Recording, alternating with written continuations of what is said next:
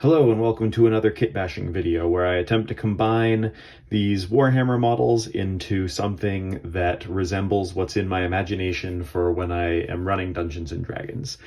I run my own Dungeons & Dragons setting that I've been using for a few years, so it's developed its own history and technology and aesthetic.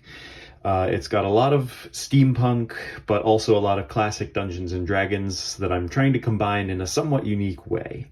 Before I start working, I'm going to sort of run you guys through my goals for this project.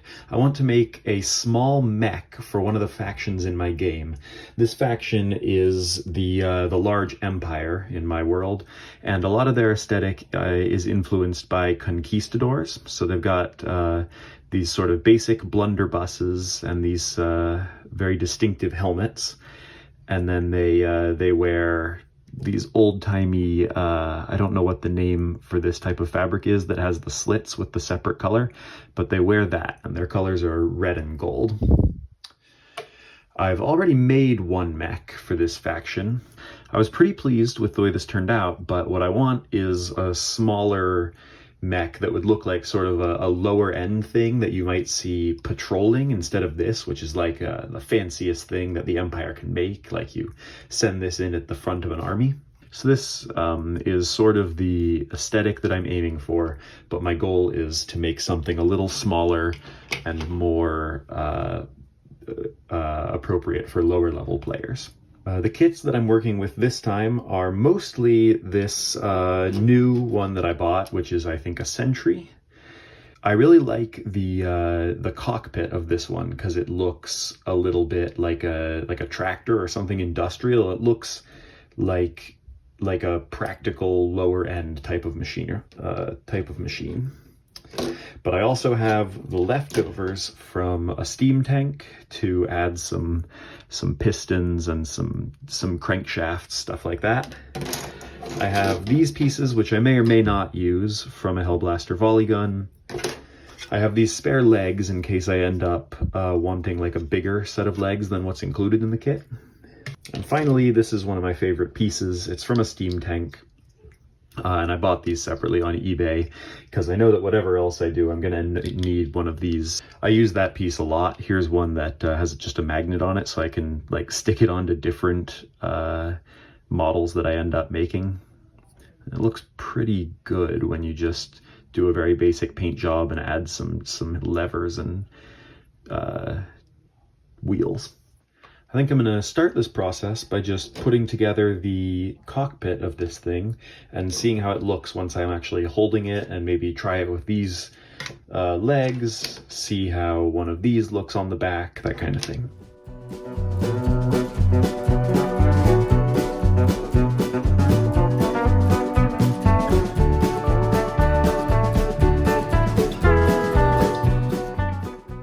I've started the cockpit, and I decided that I want to be able to remove the person after the fact so that I can have the miniature be empty or full, and also in case I come up with a better pilot later. So I discovered that with the canopy in place, I wouldn't be able to fit the legs out. So I've made it so that the side panel will be able to come off. It's got a magnet here on the side. So then the canopy can be attached to the left side, and then the right side can still pull off, and then the person will be able to come out.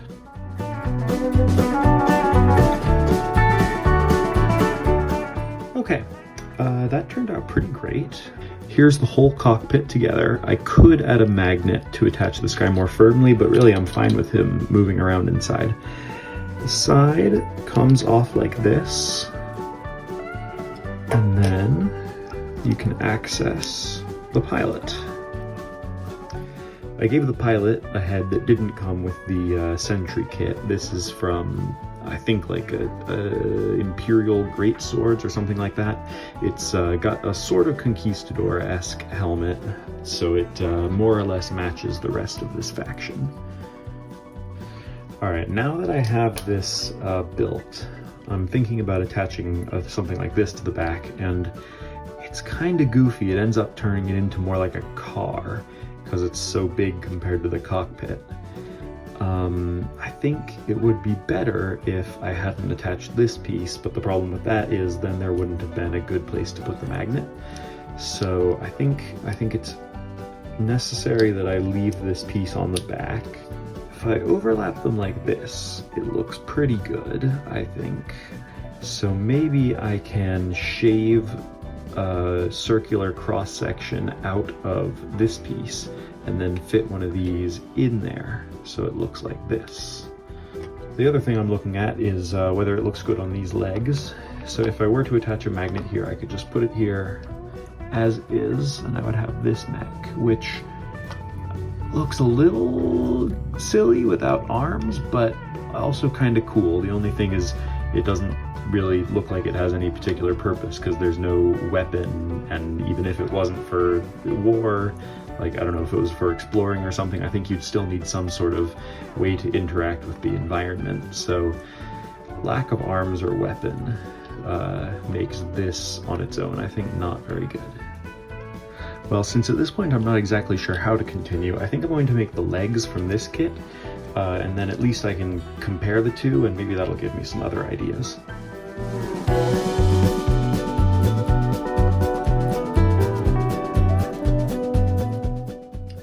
Okay, it's now the next day. I have finished the legs to try to make them look basically like a smaller version of these legs. Everything from here to here is the standard kit, but then for the upper legs, I used these pieces from a steam tank because it makes the whole thing look a little bit lower tech, because the pistons, I think, would have been invented earlier. Then these just look like some sort of big heavy-duty servo or something. This is how it looks together. It's pretty goofy, but I like it. And then for comparison, here it is with the big legs. Also, while I was messing around with this, I noticed that I could probably fit a cannon in here from a steam tank. So I cut this one apart and I put this lever on it. This lever is like one of my favorite pieces. They come in a couple of kits and I just stick them everywhere. But this fits pretty nicely here. I like that. Next, I'm going to glue together this back steam engine piece and then see where on this set of legs and everything it might fit.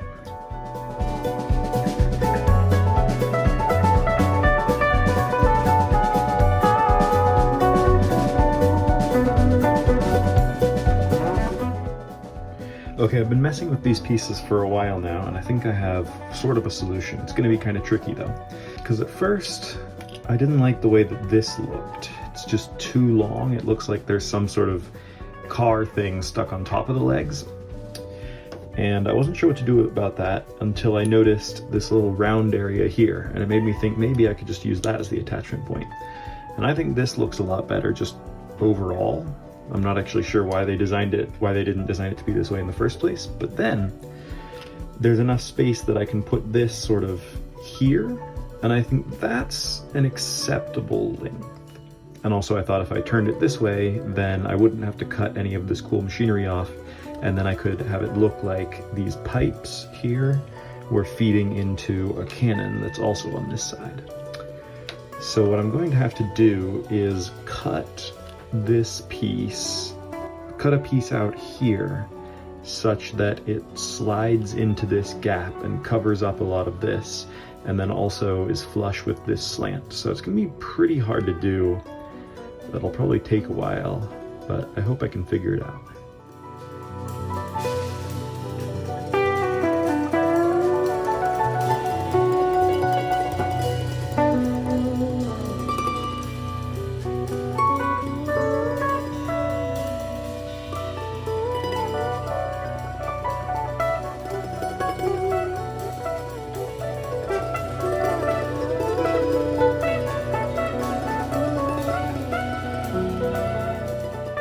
Okay, I need to stop messing with this piece before I've just shaved away all of it. So this is my final cut. On this side, it fits really well. On this side, it doesn't fit quite as well, but this piece will cover that up. So I'm gonna glue these together and probably end up trimming this some more. Okay, fairly pleased with the outcome of this. It looks, you know, relatively flush on this side, and I'd say it looks quite good on this side. Anyway, the next step is going to be integrating this cannon, and just like this, it looks not that good because we've got this pipe leading to nothing, this pipe leading to nothing, and this open hole. So I'm going to try to use parts from my general leftover parts bag to fill in the gaps.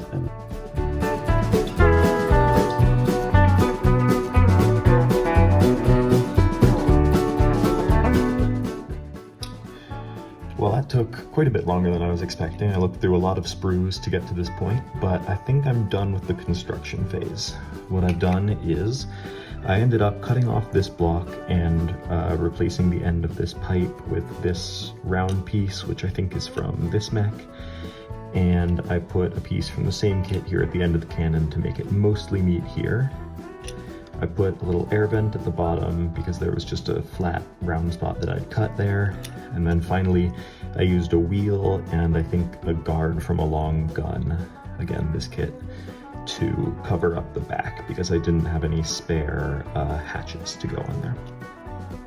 So all that's left is to start painting this guy, and that's still kind of part of the kit bashing process because I'm going to be using decals that I've either made myself or scrounged from a bunch of other kits to try to make it match the iconography that I've used for other models in this faction.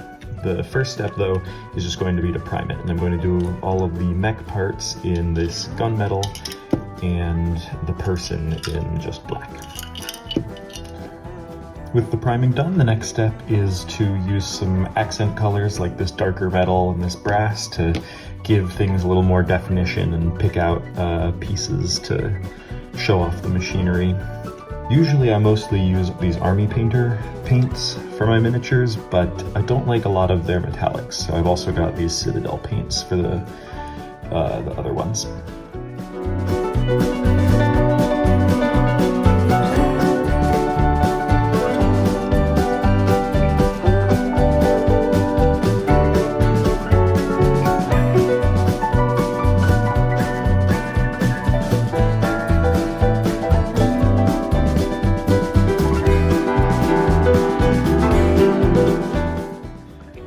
The next step is easy. I'm just going to do a black wash on the entire model, and then once that's dry, I'm going to block out the remaining large color zones. So the wood on the barrel and the seat in the cockpit.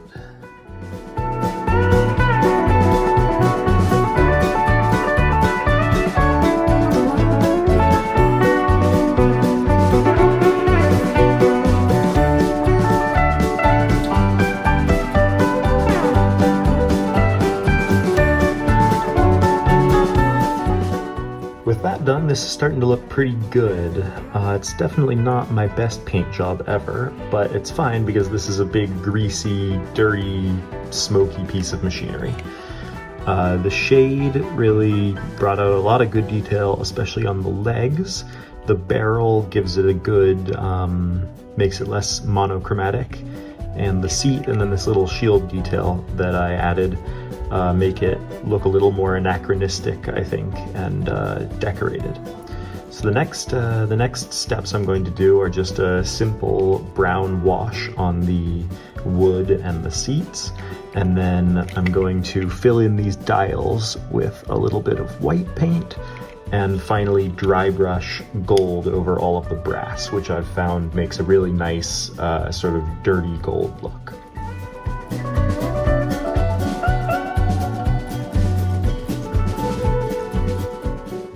Awesome, that was pretty easy, and the wood is now starting to take on a really nice definition, so pretty happy with that. I also decided to put white in these circles, not very well, I might need to fix that later, but in these circles to imply that those are also dials, just very small.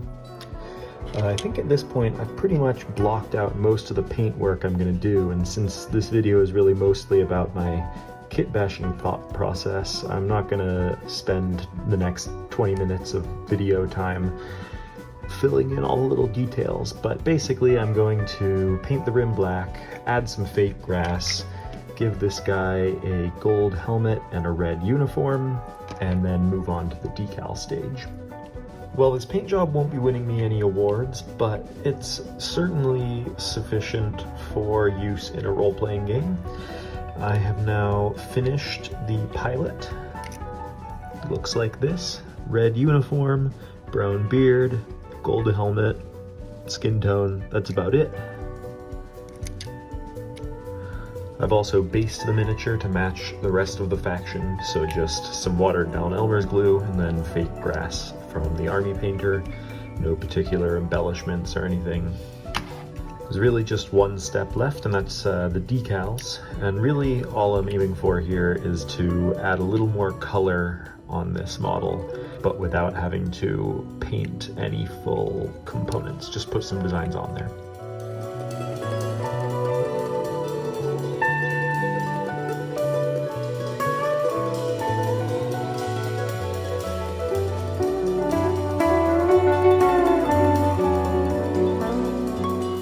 And that's it, I'm done. I went actually pretty light on the decals. I just put this warning sticker here, and then a symbol on the seat back, and this little line of runes or something on the cannon.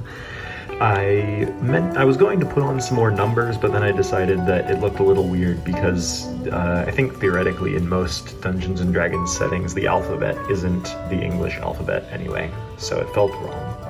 Anyway, thanks for watching, and I hope that next time you attempt a model or kit bashing project, you find that you got some ideas from this. I am planning on making another video in this vein pretty soon. I'm going to be getting a couple of kits and putting together an ornithopter. So stay tuned for that, and see you next time.